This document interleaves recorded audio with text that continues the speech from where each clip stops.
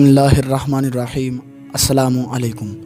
روایت ہے حضرت ابو ہریرہ رضی اللہ تعالیٰ عنہ سے، فرماتے ہیں فرمایا رسول پاک صلی اللہ تعالیٰ علیہ وآلہ وسلم نے، قیامت کے دن لوگ پسینہ پسینہ ہو جائیں گے، حتیٰ کہ ان کا پسینہ زمین میں 70 گز چلا جائے گا اور ان کی لگام بن جائے گا، حتیٰ کہ ان کے کانوں تک پہنچ جائے گا۔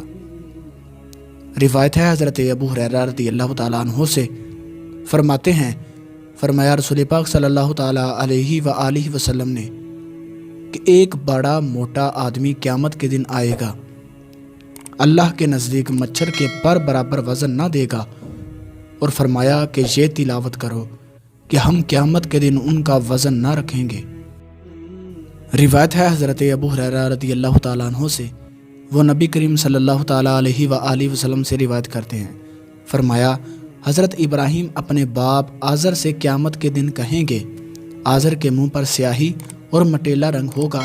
اسے ابراہیم علیہ السلام فرمائیں گے، کیا میں نے تم سے نہ کہا تھا کہ میری نافرمانی نہ کر؟ ان کا باپ کہے گا کہ اب میں آپ کی نافرمانی نہ کروں گا۔ جناب ابراہیم علیہ السلام کہیں گے، اے رب، تو نے مجھ سے وعدہ کیا ہے کہ جس دن لوگ اٹھائے جائیں گے تو مجھے رسوا نہ کرے گا، تو میری ہلاکت والے باپ سے بڑھ کر کون سی رسوائی بڑی ہے؟ اللہ تبارک و تعالیٰ فرمائے گا کہ میں نے کفار پر جنت حرام کر دی ہے۔